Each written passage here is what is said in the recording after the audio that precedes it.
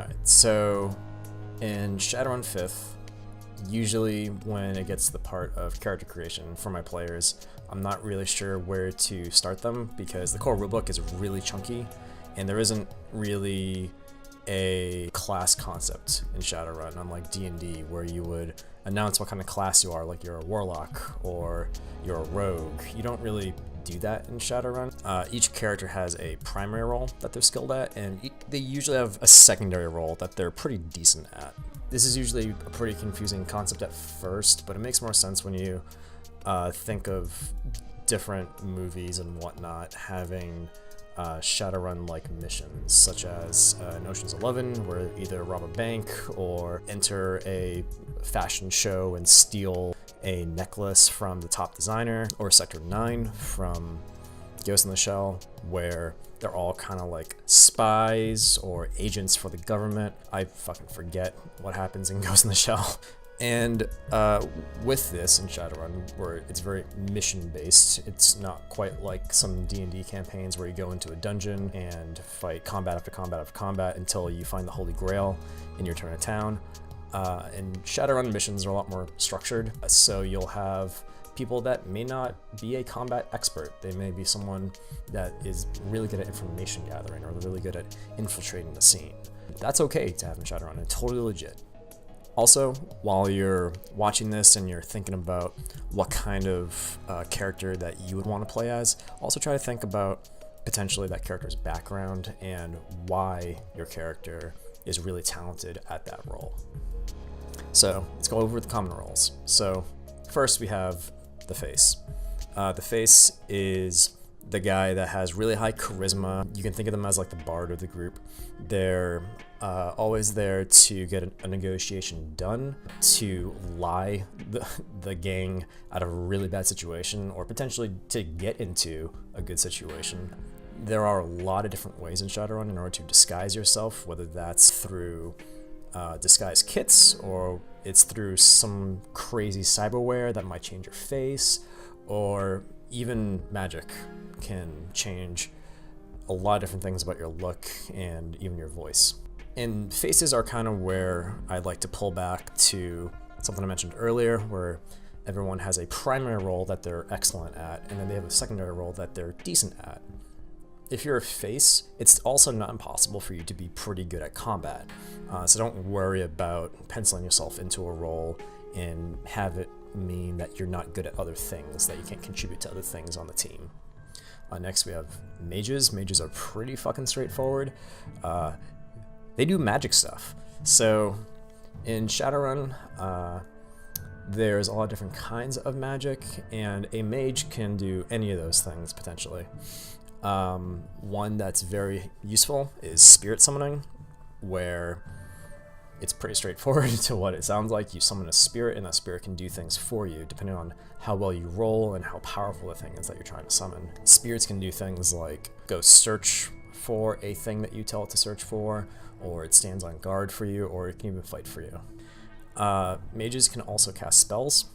There are a bunch of different kinds of spells in Shadowrun. I usually like to recommend that you specialize in one of those sects of magic, so it can really help you focus on the kind of character that you're trying to create. Next we have Decker. Decker is one of the first things that you would think of in Shadowrun. It's the hacker of the group.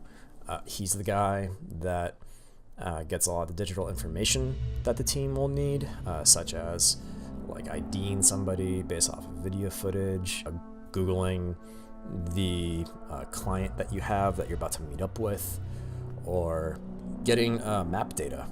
Again, it's 2076, so a lot of future stuff is there. You can disable a lot of electronic security, like cameras and alarms and whatnot, or even drones.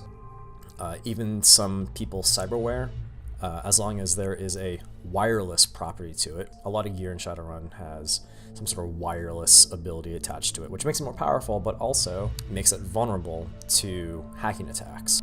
Deckers usually have something called a cyber deck, which is a very expensive iPad, and that is what lets you hack everything.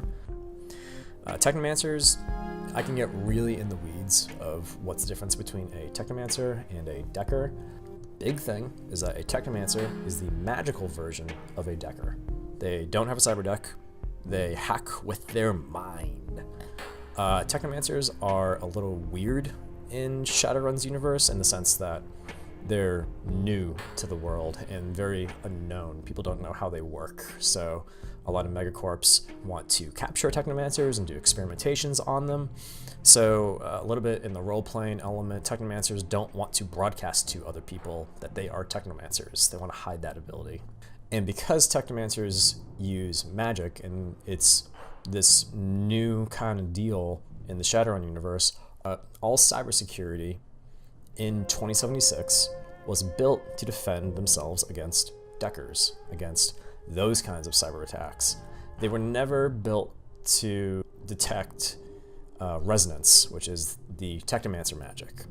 So whenever a Technomancer tries to hack something, it is more difficult for them to become detected by that device. So Technomancers are a little bit more sneaky that way. They're like the tricksters of Deckers. And if a Technomancer fought a Decker in cyber combat, the Decker would win 9 times out of 10. Riggers are the guys that really like their robot toys. They're kind of like engineers. So what makes a rigger stand out is they have a piece of cyberware called a control rig in their head. A control rig allows one to jump into a vehicle. You basically possess that vehicle. You pass out and you're now a car. You pass out and now you are a drone with a Gatling gun on it. You pass out and now you are a dildo. Wait, can you jump into... Yeah, why not? So what's the benefit of jumping into a device? Well, all the actions that you do in that device are amplified. If you jumped into a NASCAR, you would be one of the best NASCAR drivers in the world with not a whole lot of experience behind the wheel. And if you were a NASCAR driver beforehand, you're probably easily the best NASCAR driver in the world. So riggers use this ability to be excellent at drone reconnaissance. There can be really good getaway drivers. Whether or not they're jumped into the vehicle or not, they're probably a good driver just naturally. And with that means that you have remote firepower, because when you jump into a vehicle, you don't have to be near that vehicle. You can also jump from one vehicle to another vehicle immediately. Just also something to throw out, you do not have to be a rigger in order to have a drone. You can be a mage with a drone buddy that does drone things for you. You just can't jump into it, that's all. But it can still do actions for you, just not as good as if a rigger were to jump into it. And next, we have Street Samurai. Street Samurai are the muscle of the group. They are the ones that you probably first think of when you think of cyberpunk. It's dudes that are really heavily augmented with cyberware or bioware, which is like natural cyberware that you install into yourself. And each kind of cyberware or bioware offers different kinds of utility. It's not just, I have a cyber arm, so now I get +2 strength. It could be that simple if you wanted to, but it could be a cyber arm that extends like Inspector Gadget, and now you can grab things that you normally would not be able to grab. Or maybe it has access for a concealed gun to pop out of it. Or maybe you have a cyber arm that can turn into a fucking chainsaw if you want. You can do that. Street Samurai get a lot of flack on different groups because they're just good at the combats, which is not necessarily true. A Street Samurai should think of a secondary role that they would have, whether that means that they're playing B for a group, like, oh, I'll be the bodyguard for the face, and also I'm pretty good at acting like a bodyguard for proper etiquette or to intimidate people and whatnot. Finally, there's adepts. So adepts are the magical muscle. They have innate superhuman powers within them, which are called adept powers. So adept powers can be combative like your fists now are on fire and you can punch ghosts. You can have superhuman reaction and be faster than any human on the planet. You can also have all kinds of like weird miscellaneous utilities, like you have a sharper memory, can't get drunk.